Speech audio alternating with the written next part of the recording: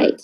So as you all recall, you know who I am. I'm Dr. Peggy Barker, and I'm a naturopathic and European biological medicine physician. And so that's important only because my education taught me that if you could create a slight shift in the pH of blood, urine, and saliva, and you could reduce oxidation on the cell membrane, and then you could get more mineral. And if you could get more minerals into the cells, a body could heal itself of anything. Now, as you recall, over time, I realized that the order was a little wrong, and that's why we talk so much about oxidation and antioxidants, because it is the removing or reducing oxidation on the cell membrane that allows you to make that slight shift of pH in the blood, urine, and saliva, and it allows more minerals to get into the cells, and that allows a body to heal itself of anything. And remember that anything means anything. It doesn't matter where it is on this chart. It doesn't matter if it's a brain or an immune system or a multi-organ or a lung or kidney or skin or blood vessel or immune system. It doesn't matter what it is. A body can heal itself. We are actually self-healing machines. That's how our bodies were set up. And so this is not anything unusual. When we give the body the tools it needs to heal itself, it will do just that. So it's very important to know that your DNA is not your destiny. And what do all those disease processes and illnesses have in common? They all involved organs and systems that are made from tissue. And tissue is made from cells, and cells multiply to make new daughter cells, and daughter cells are identical to the original cell.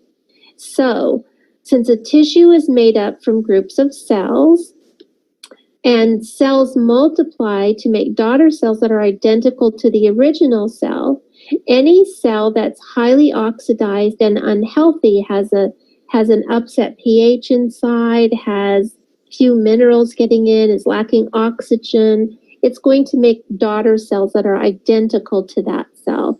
Remember that we have about 100 trillion cells in our body, and that each one of them is bombarded each and every single blasted day by about 10,000 free radicals.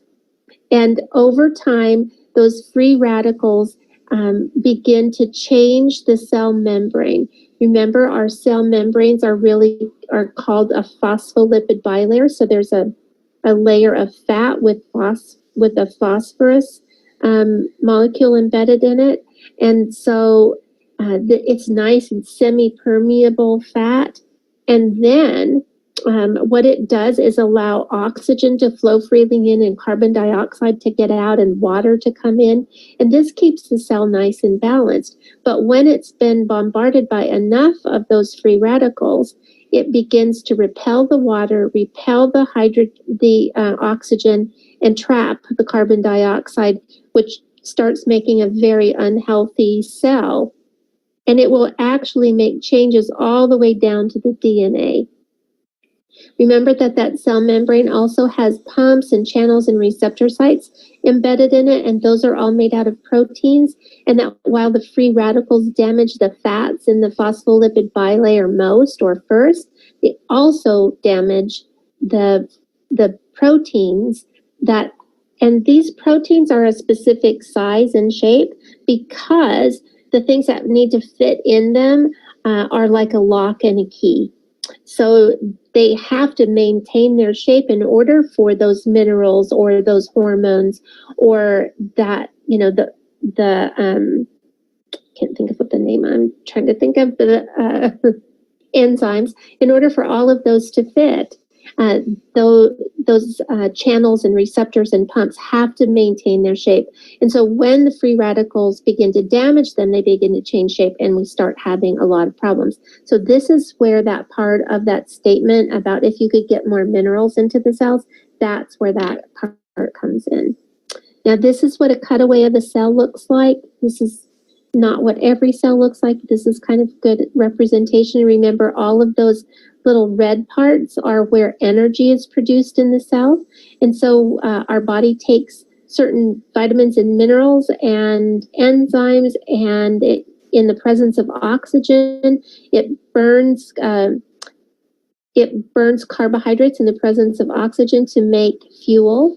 And for every single little molecule of energy that's produced, we get 2 free radicals in its place.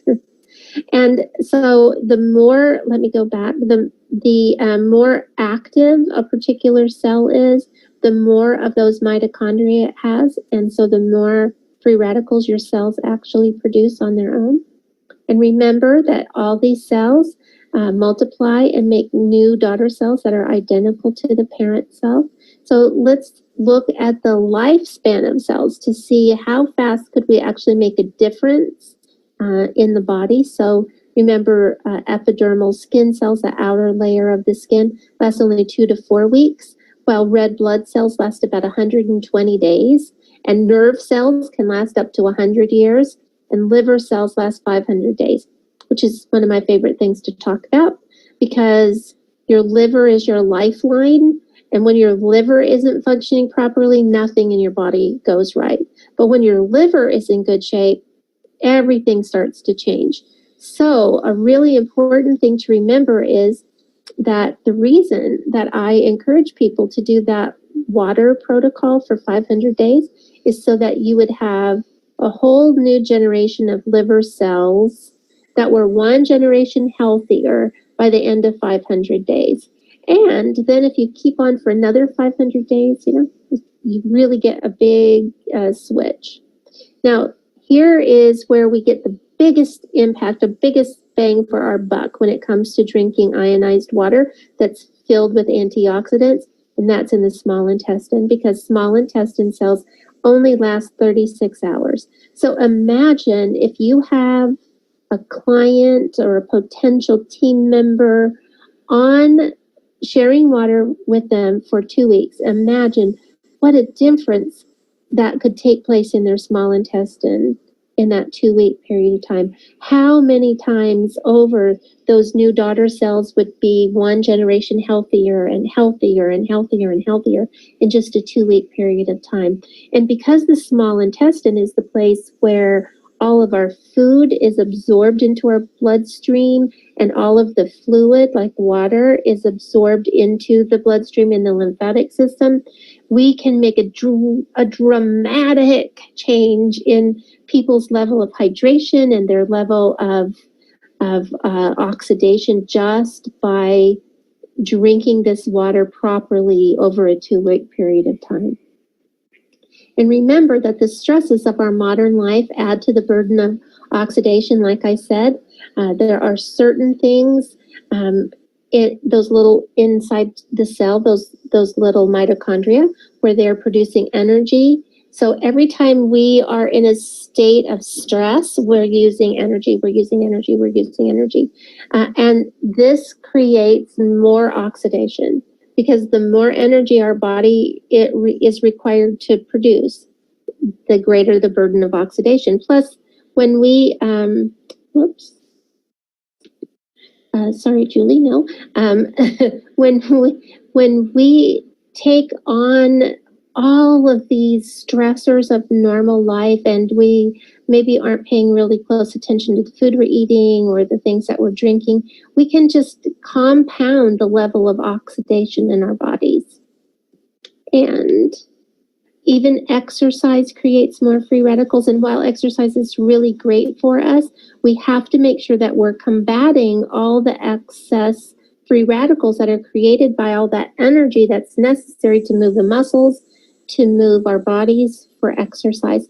And so the best way to do that is to make sure that we are constantly fueling our body with free radicals. So remember, I said that in energy production creates free radicals. So for every molecule of ATP, we're getting 2 really nasty free radicals, which, by the way, our body uses at times. So remember, oxidation will lead to dehydration, and dehydration leads to inflammation. And this is that downward spiral of ill health or illness. So we're going to start with a specific example. So let's just say that you cut yourself. You were, doing some yard work or something outside, or you were in the kitchen with a knife and you cut yourself. And so all of a sudden, your internal body is now exposed to the external world. And so your immune system immediately initiates an inflammatory response. So that means that it's going to bring all kinds of free radicals to that area to destroy those microbial invaders. And those free radicals are going to do some damage to the surrounding cell membranes and create some oxidation. And that damage to the cell membrane impedes the flow of water into the cells, which results in dehydration. And dehydration concentrates the acid waste inside the cells. And the concentration of acid waste inside the cells increases the level of oxidative stress from the inside of the cell membrane. And this oxidative stress leads to more inflammation, because now we have an unhealthy cell, and the body sends more oxidizers, more free radicals to destroy that cell. So we just keep making this over and over and over. And you can see how if you do that often enough, and you do it and you do it and you do it and you do it and you do it, you end up with a whole bunch of really unhealthy daughter cells. And that is not a good situation. So in order to reverse that, all we need is the perfect antioxidant, because remember that all that a free radical is an atom or a molecule that's lost an electron. So what if our perfect antioxidant could give that one little electron back without causing any other havoc in the body? That's the perfect scenario. So now we're going to go through ionized water basics real quick. Remember, atoms are just single units. And a stable atom always has paired electrons. Oxygen has 8 electrons, 8 protons, and 8 neutrons there, and they're all paired up. But other chemicals that we find in our water have different amounts of electrons, and that's how they get their particular signature. So here down with chlorine, you can see that its atomic number is 17. So it's always going to have one extra electron that's not paired, and that's always going to make it pretty volatile. And molecules are just 2 or more atoms that have bonded together, and you can have 2 of the same, or you can have 2 or 3 different ones. So here we go with H2, or hydrogen molecule, and a water molecule. And water molecules are really HOH, hydrogen, oxygen, hydrogen, and they're all sharing those 10 electrons. And we call it H2O, of course. Now, when you put water and electricity together, you get all kinds of really wonderful things. You get ions, atoms, and molecules. So an ion has a negative or a positive charge. So as you can see here, OH negative, or it's a negatively charged hydroxyl ion, and a positively charged hydrogen ion. And we also get oxygen and H2. So depending on where the electron is in its little spin will depend on how that molecule splits up and what we get. Now, ions create the pH changes in the water. So OH negative is a hydroxide ion, and it makes the water alkaline. And H positive, or positively charged hydrogen, makes the water acidic. And H2 is the important part because it creates the antioxidants. So H2 is an antioxidant on its own, and it will actually mitigate some of those nasty free radicals that we saw when we create ATP. But in the presence of something special called platinum that you all know about, hydrogen freely gives up its little electrons and creates the perfect antioxidant. Now, in a hydrogen fuel cell, this is exactly how they create energy. They expose hydrogen to platinum, and those little electrons are put down a wire and made into electricity. But in our bodies, we can use all of these little electrons, free electrons, to create to be used as the perfect antioxidant. Because right back here, this is the creation of a free radical. Here is this perfectly stable oxygen, one of its, for we don't know what reason, one of its electrons got thrown out of orbit, and now it's a free radical. And free radicals are exactly that. They are free to go and to steal an electron from any place they can, and they're going to steal it from the easiest place they can first. And fat is a very easy to oxidize or to steal an electron kind of place. That's why it attacks our cell membrane so radically. But if we provide that free radical with the free electron, it is immediately quenched and does no damage. Now remember, there are antioxidants in lots of foods and beverages, and I am not disparaging them at all. They are excellent for you, not to mention they are delicious, and they are filled with all kinds of vitamins and minerals that are also essential for health. But traditional antioxidants have limitations. They are tissue specific. So if you think of it, here in Washington, we are thinking all about forest fires right now, because usually I'm complaining about the heat. Well, it's cool here today, partially because we can't see the sun. We woke up to the worst air quality in the country today because there's so much smoke in the air. So if you think of this like a forest fire, and there are oak trees, and there are pine trees, and there are fir trees, and they're all on fire. When you think about antioxidants and you think about your body being a forest fire, vitamin A can't put out. It can only put out the oak tree fire. It can't help with the other ones. Vitamin E could only put out the pine tree fire, and vitamin C could only put out the fir tree fire. None of these are universal. They are tissue specific.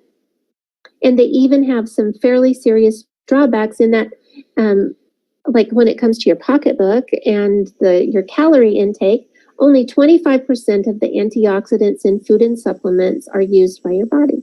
The rest of them just leave in body waste.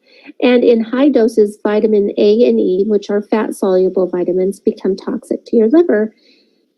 And every one of them adds to the oxidative stress levels in your body, because when they are doing exactly what they're designed to do, which is donate an electron to a free radical, they become weak free radicals themselves. So while they quenched a very seriously bad free radical, now they are a weak free radical themselves. So you can see that food and supplements that contain antioxidants can actually kind of tamp down the problem, but they can never stop the cycle of oxidative stress. But there is one thing that can, and those are the antioxidants in ionized water, because hydrogen gas on its own can act as an antioxidant, but that little free electron is kind of our big gain here.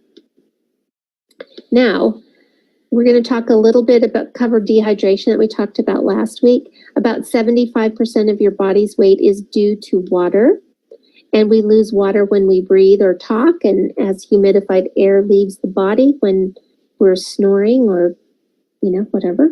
When we sweat to cool the body, and when we urinate or have a bowel movement, we lose quite a bit of water. And as oxidation increases in the body, hydration decreases. So typically a very healthy younger person would have about 75% of their weight being attributed to water. But as we age and as we oxidize, so even young people can rapidly go down this chain pretty quickly to that 45%. But in elderly patients in nursing homes, sometimes their percentage of water is below 45%. And so the actual cause of their death, it could, be related to a disease process which was created by oxidation, which created more oxidation, but it's really about dehydration. People actually die of dehydration. But antioxidants are the key to making the necessary shift in hydration so that we're moving back up from that 45 or 55 or 65 back up into the healthiest range at 75%. And I'm going to show you this. I showed you a little bit of this in that very first bonus call when the audio was bad and all of that. So I wanted to show you oxidation and antioxidation at work. So Bob Hampton was one of my earliest patients when I was in practice, and I'd been treating him for quite a long time. And so I bought my water ionizer in 2005, and I immediately put a whole group of people together, or soon. I was really sick, so as soon as I felt better, I put a group of people together to start testing the machine and to see if I could figure out why I got better so fast from a scientific method. So these people fasted for at least 12 hours, 12 to 14 hours, and then they brought me their first morning's urine, and I drew some blood, and they spit in a cup for me. And I put it through this little machine, and here's what we found out. Here, Bob has been a really good patient of mine for, maybe 8 or 10 years. And his physical age was 71, but look at his biological age at 103. Now, I'm going to tell you that we didn't know exactly, we knew that biological age was connected to oxidation, but we didn't know all the reasons why. So it was my studying of all these tests after being introduced to this high quality ionized water that I figured this out. So I was kind of pioneer in this. Now look at the dates. He only drank the water for 7 days because on the 18th he didn't have anything to drink yet because he was still fasting. Look at the difference in his biological age. Anybody calculate that? He lost a year, or you might say he gained a year of his youth for every day he drank the water. Now, the thing to keep in mind, this is very important. The thing to keep in mind is that he was drinking water from a DX machine that had only 5 plates. Because when I bought my machine, that was what was available. The SD501 didn't come out for almost a year.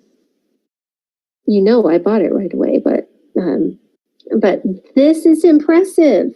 This was a 5-plate machine, and this is what we got. This is unheard of.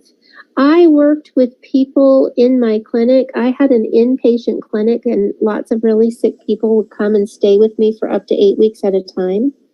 But if at the end of 8 weeks of juice fasting and drinking tons of reverse osmosis water with minerals added to it and doing all kinds of therapies, everything you can think of, if we had a 1 or 2 year shift in biological age after 8 weeks, we were happy. And if we saw 4 years, we were dancing in celebration. This guy didn't do anything different but change his water. And 7 days later, look at how much younger he is. He went from 103 to 97. Well, that's still old, but that was only in a week. That was a week, people, a week. And he wasn't doing anything else. This is only attributable to that water. You have no idea how puzzled I was at this point. I just looked at this stuff and I could not figure it out. I could not figure out how this was happening because the only thing that anyone ever talked about was pH, about drinking alkaline water. That's all we talked about was drinking alkaline water. I knew there had to be something different. So I just kept testing and testing and testing. And then one day a light bulb went off and I realized that there were antioxidants in this water. I didn't know how they got there and I didn't know what they looked like, but I knew for sure they were there. Now I'm going to show you something that's equally as impressive, maybe more. This is Gwyneth. Gwyneth was a patient of mine she wasn't even actually my patient. She was another doctor's patient.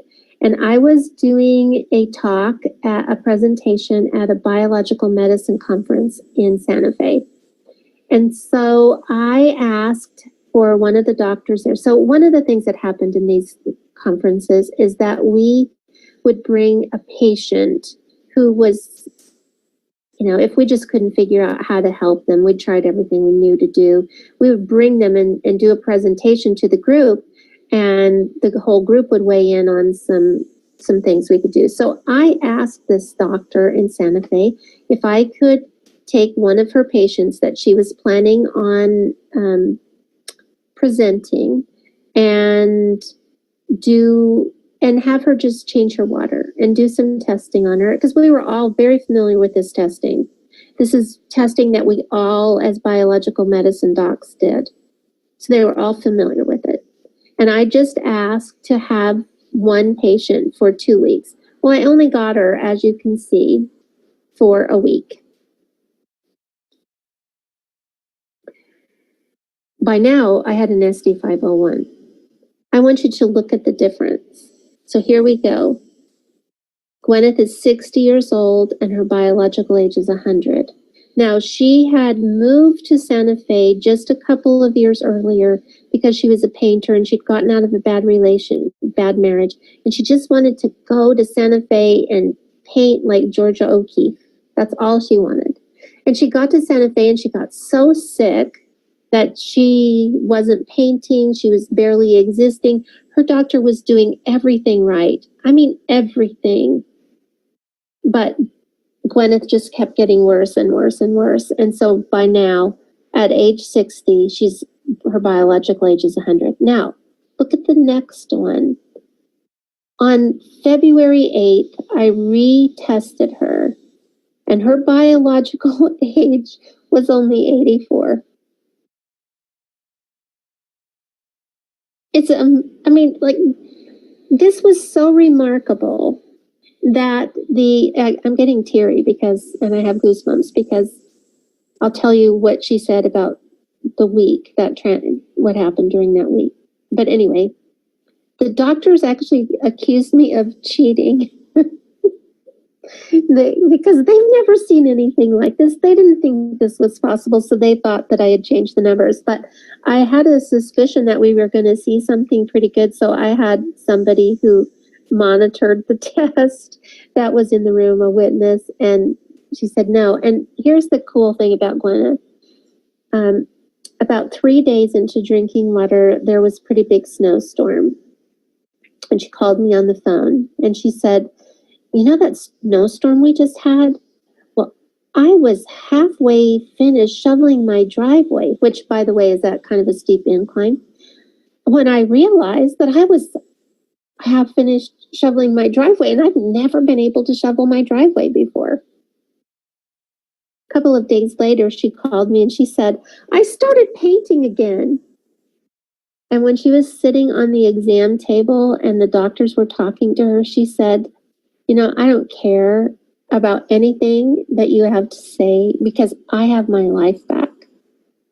And if that's not reason enough for you to believe her, then I don't know what is." And you could just see it. Like, she had a light in her eyes again, and she had color back in her skin. And wow, look at the difference. Look at the difference.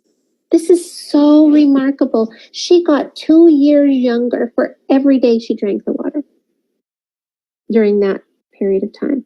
2 years she got back of her life, because that biological age, that's serious. That's how old you really are inside. You don't live too much longer past that. Doesn't matter what your chronological age is, it matters what your biological age is. Now, when I had the medical spa in Coeur d'Alene, I had one young woman who was sent to me from a doctor who was 23, and her biological age was 93. And it took me 4 years of treating her on an almost daily basis, and you have no idea how stressful that was. It was really something. It took 4 years and about $40,000 and years off my life. to get that girl's chronological age and biological age to match at 27. And look at this. In a week. Look what happened in a week. It's remarkable. What you have sitting on your kitchen counter is such a remarkable piece of equipment. It does not, the water that comes out of there doesn't heal or cure anyone. The water that comes out of there contains tools that your body can use to heal itself.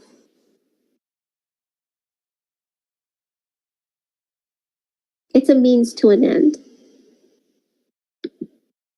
Now, let's talk about how we make more antioxidants, okay? So step one, you have to use more electricity to split more of the H2O molecules. So if your machine, on your machine settings, the 7.0, the beauty water, that doesn't use there's no electrolysis happening at all. That's just neutral. But once you move into any of the pHs that are above 7, that pH water is made using a certain amount of electricity. So the higher the setting, the more electricity that's passing through the water. So if you had your machine set on 8.0 or 8.5, or depending on which machine you have, then it will tamp down the amount of electricity that's being used in order not to split too much. Because remember, the more hydroxyl ions there are, the more alkaline the water is. So they're controlling how many H2O molecules are being split by reducing or increasing the amount of electricity flowing through your machine. And so when we talk about other competitors' machines, we end up with a problem in that the continued flow of electricity can cause those inferior plates to burn out. So I'm going to tell you a little story. A few years ago, I know a lot of you know who he is, Stan Essex, and he has 6A Tools, and he was my distributor for a number of years. And a few years ago, he decided that he was going to build his own water ionizer. And he asked me to give him, a list of things that I wanted in a water ionizer. So I did, and he ignored the vast majority of them. So the number one thing I wanted was really good plates. Like, this is so essential. And instead of going to a Japanese company or an American company, he went to one of those Korean companies to build the machines. And those Korean machines they just use inferior plates. And so when I first got the machine and I tested it, I was blown away with the number of antioxidants that were being created. The amount of hydrogen that thing was creating was unbelievable. The problem was it didn't last. After just a few months, it was not making hardly any antioxidants at all. And it's because the flow of electricity through inferior plates causes those plates to have burnouts. On top of that, well, we'll get to that next. So the solution is pretty easy. Just use really high quality titanium plates like Enagic does. This is why your Enagic machine works better than the rest of them. Now, like I said, that machine worked better at creating antioxidants for the first month or two, and then not at all. Well, do you want a machine that you pay $4,000 or $5,000 for that works for 3 months? So the problem was it was a new machine, and so it had a lot of technical difficulties. This is why it took me so long to figure it out. So something was always breaking on it, it's prototypes and all that stuff. So I kept getting these new machines, and so they were good for a while. It took me several months to figure out that there was a real short lifespan on those plates. So that's really important. So when people start talking to you about this machine and that machine and another machine, this is the difference. This is the preeminent difference. This is the most important difference, is the quality of the titanium plates inside that machine. Now, the second thing is, the second way to make more antioxidants in your water is to expose more hydrogen to platinum. So you will see on some sites that they'll say that their mesh plates, they do it differently so that there's more exposure of water to platinum. The problem is that in these inferior plates, as electricity passes through, it disperses some of the platinum off the plates. And so then there's less platinum in the end. And so that means there's less free electrons produced. Now, the solution is just to coat the plates differently, which Enagic does. They use an electrostatically charged process for a better bond of the platinum to the titanium. So these are really important. These are important.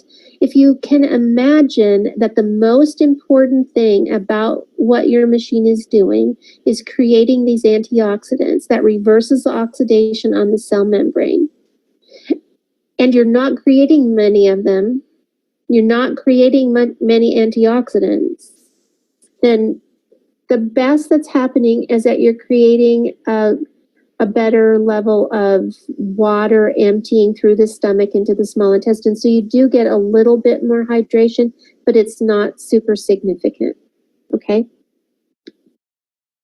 Now, it's really, really, really important to remember to remove the excess calcium from your water, because no matter how good the titanium plates are, and no matter how well bonded the platinum is to that titanium, if they're coated with a layer of calcium, there is no platinum to be exposed.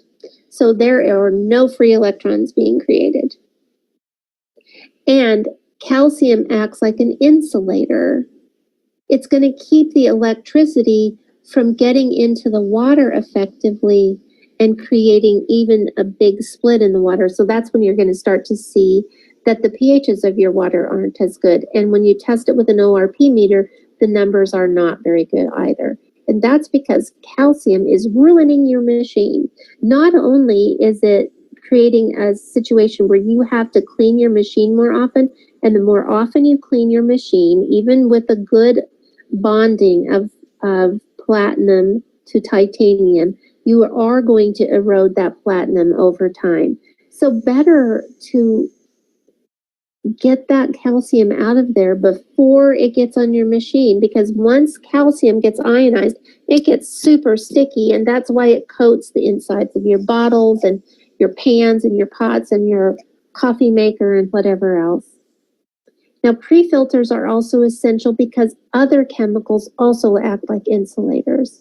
All kinds of pharmaceutical drugs act like insulators. And I don't know if you have heard me tell you this or if you've heard it from other sources, but it's been a number of years ago, because I was still a distributor when this was going on, and I left the company in 2010. So, it's been about 8 years. And there was and it was before, a couple of years before I left. So the EPA did this interesting study about water, and they were going in and testing urine samples of people who lived in different metropolitan areas. And they were finding pharmaceutical drugs in the urine of these people, even though they weren't taking that drug. Because the drugs are being flushed down into the sewer system, and as we urinate and defecate, and all of those drugs are in our wastes, and they're going down the sewer, and that sewer water is filtered and cleaned and reintroduced as drinking water again. Appetizing, isn't it? We realize that we are getting these pharmaceutical drugs in our water supply. And so pre-filters are really essential. These pre-filters will get these things out. They'll get organic volatile compounds. They'll get all kinds of pharmaceutical drugs and manufacturing chemicals from manufacturing plants and chemicals from fertilizers and other farming wastes. And so it's really important because you don't want to take a machine that has the capabilities that that machine sitting on your counter has and then treat it frivolously, because it really is an amazing piece of equipment. But just like our bodies, you know, when we give our bodies the tools they need to heal themselves, they do. When we give this machine the water that's clean, it will make more antioxidants. It will create more oxidizers. So we're going to get into other ways to use your water besides drinking a little further down, because tonight was our halfway mark. So we'll be addressing some of that stuff, but the most important parts are really about creating more antioxidants and protecting the investment that you've made that's sitting on your kitchen counter. So when you're sharing this water and this information and you start talking to people, you know they go out on the internet to get educated, right? Darn internet. And and it's because they want to make a good decision. They want to make a wise purchase. And so the thing to keep in mind when you're talking to them is that you have to help them understand that a machine for them needs to do several things. It needs to fit their individual needs. So how many people are there in their family, and is anybody really ill, and you know what do they want to use it for? And they need a machine that's built to last, one that's not going to burn out its plates in 3 months, and one that can provide the body with the tools it needs to heal itself and create some true health benefits. And unfortunately, not all water ionizers are created equally. And neither are the manufacturers. And beware of all the ingredients in the pills and potions and liquids that other people are using to create hydrogen gas or to alkalinize the water, you know, all of that kind of thing. Because in many instances, there are sticks and all kinds of little things that you put in water to create more H2. And so it's a very interesting set of ingredients in some of those potions. So for instance, there are some pills that people are taking now and some things they're putting in their water bottles to create more hydrogen gas. And the majority of what's in there is magnesium chloride. That is the same substance we use to melt ice. So ice melt is magnesium. Magnesium chloride. So you want to really research some of the things that are in those pills and potions before you start using them. All right, so let's move on to the next one. So what I want you to keep in mind is that, as we've talked about, ions create the pH changes, and slightly alkaline water does pass through the stomach much faster and get into the small intestine quickly, where it's absorbed into the bloodstream and the lymphatic fluid.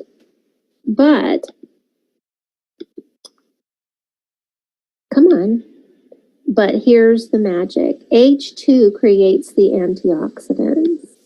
And if we concentrate on telling people about those antioxidants that are contained in every glass of freshly made ionized water, together we truly can impact the health of people all over the world, one glass of water at a time.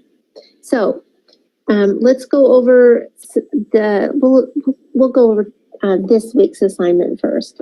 So this week, I want you to start working on your own elevator speech. I want you to review all the info from all 7 and note where there are multiple references to the same topic and take this as a big clue.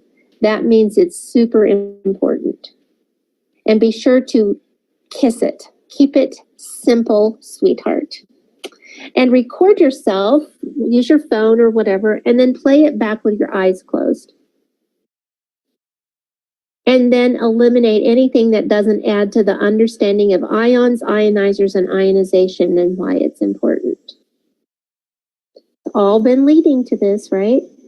So let's go over all of these 7 elevator speeches. So from the bonus week, your ionizing unit starts with ordinary tap water, filters it lightly, then passes it through an electrical field where the water is broken up and antioxidants are created.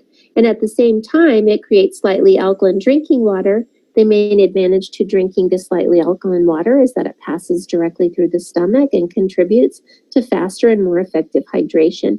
And remember, your DNA is not your destiny. When you give your body the tools it needs to heal itself, it does exactly that. And then we talked about the fact that all health challenges stem from the same core problems. Oxidation is the main culprit because oxidation leads to dehydration, oxidation leads to inflammation, and your DNA is not your destiny. When you give your body the tools it needs to heal itself, it does exactly that, which I think it might be one of those clue ones. Free radicals are just atoms or molecules that have lost an electron, and they are on a mission to find one, and they do not hesitate to steal that electron from anywhere they can. All of our cells, about 100 trillion of them, are bombarded by 10,000 hits from free radicals every day, and these free radicals are responsible for aging as well as all known illnesses.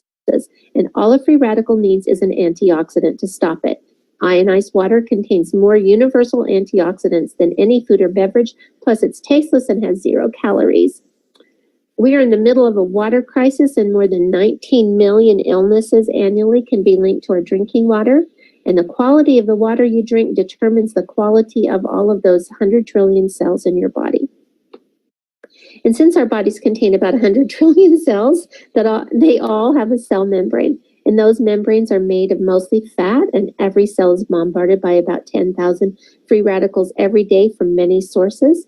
The constant exposure to these free radical hits changes the fat and makes it thick and sticky, like the oxidized fat on your kitchen's vent fan. And the antioxidants contained in ionized water can stop even the worst free radical from anywhere in your body. And dehydration is a key factor in chronic illnesses. Ionized water with a slightly alkaline pH passes through the stomach quickly and is delivered to the small intestine where it is rapidly absorbed into the bloodstream. All ionizers are not created equally. The higher quality plates conduct more electricity over a longer period of time. More electricity equals more antioxidants, and test results demonstrate that the more antioxidants produced, the quicker the response. All right, now it's Q&A time, everyone. So does anybody have a question? Let's see what's in our chat box. A few weeks ago, you said to only drink a maximum of 16 ounces of water in 20 minutes. Please explain the reason for this. Nope, that's not what I said. I said that you should put your water in glass bottles, like 16 to 20 ounces, whatever you think that you can drink in 20 minutes. Because in that 20-minute period of time, from the time you open a bottle until you consume it, the antioxidants will have dissipated. How much did they drink daily? Bob, we didn't know how much water people should drink back then. So he was drinking about 1 gallon a day, and he probably should have been drinking just a little bit more. And Gwyneth did a half an ounce for every pound of weight. And Rebecca said, I know glass is best, but all the leaders are using gallons in the bags. And I never did. And no one on my team ever did. after we figured it out. So you all get to do whatever you want to do, but I don't recommend it because you're not going to see the same quality of results. And what's the maximum amount of water one never should drink in one day, also in 1 hour? Is there info available for gardeners and farmers? On what subject, Katrina? So the maximum of amount of water that you should drink in a day is not more than about 0.75 ounces per pound of body weight. And in an hour, you have to be careful because people actually die from overhydration because it upsets the electrolyte balance in your body. And so then it can cause your heart to stop beating. So, Katrina, if you could be more specific about what kind of information you're looking for gardeners and farmers, then I could probably answer that question better. Anyone else have a question?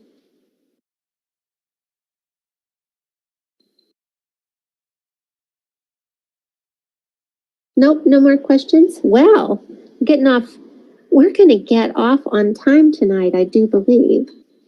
So, let's see, I have a client who had 10, wait. I had a client who had 10 seizures in 2 weeks. I gave her 2 gallons of 8.5. So Rebecca, I don't know what your question is. So you have to actually put that, I feel like Jeopardy. I need that in a question form. Would you briefly review the you can become too alkaline? Okay, so after all, those tests that I showed you, after doing, I don't know, thousands of those tests over a 10-year period of time, there wasn't a single person who ever became too alkaline. It is virtually impossible to become too alkaline, and that's because of oxidation. And so it's very, very important for people to understand that if you are testing your urine without a 12 to 14 hour fast and using your first morning's urine, you have no idea what that urine pH is. So if you drank a bunch of 9.5 water and then an hour or 2 later you tested your urine, it's going to be alkaline because your urine is just responding to the last thing you ate or drank. How much per pound of body weight? The average person should drink about 0.5 ounces or half an ounce per pound. And if you're exercising heavily or it's really hot, you're sweating, you can drink up to 7.75 or 3/4 of an ounce per pound. I already did explain to Annie, the reason why drinking too much stops the heart is because it upsets the balance of electrolytes. And without those electrolytes in balance, then your heart doesn't have the electrical conductivity it needs. Is there any filter in mind that removes fluorides, heavy metals, and pharmaceuticals? Yes, there are. And I'll try to get everybody a list, but if you talk to Johnny Zoukopoulos, he had a good one. I really do like the water filter that he was talking to us about. And Katrina said, people are losing weight on Kangen water. Would you please explain why? So there's a couple of reasons. Number one is that as you clean up your liver, your body will start dumping fat because fat is nature's Tupperware. And so when your liver cannot process some toxins, it will wrap it up in a fat cell and store it away. And so as soon as your liver can manage to process more toxins because it's getting healthier, it will start releasing fat. Also, when people start drinking water, they get less hungry. So as they're drinking more water, they're eating less. And as you start absorbing the nutrients out of your food, because your cell membranes are allowing that to happen because they're healthier, your body quits asking for so much food. My sister's stomach burns every time she drinks 8.5, 9.0 and that. Kathy, I have never heard of that. So I really don't know. I am not saying this about your sister. I'm just making this as a general comment. Anything can cause anything, and when people don't want something to work, it won't. What kind of results did I get with my person who was drinking the water? I didn't have anybody who had seizures. And if she's on 10 medications, there's, like I can't answer these kinds of questions. I'm a physician, and it would be irresponsible for me to even begin to answer those kinds of questions. And I could get sued for malpractice and all kinds of other things because I don't know anything about that person and why she would be having seizures and what her meds are and how that could, be an effect. So please don't ask me those kinds of specific questions. I'm not allowed to answer them for, all kinds of reasons. Max per hour, that's going to depend on what you're doing, of water you can drink in an hour. That's going to depend on your body constitution, what you're drinking. But, you got to be pretty smart. Now, you probably shouldn't be having more than a quart or, not probably more than 32 ounces. But if you follow my water protocol, it will show you how to divide that up properly. All right. So Johnny's phone number, if you need to talk to him about filtration, is 843-327-3726. 843-327-3726. And thank you, Antonio. He said that they're always great, but he really liked tonight's.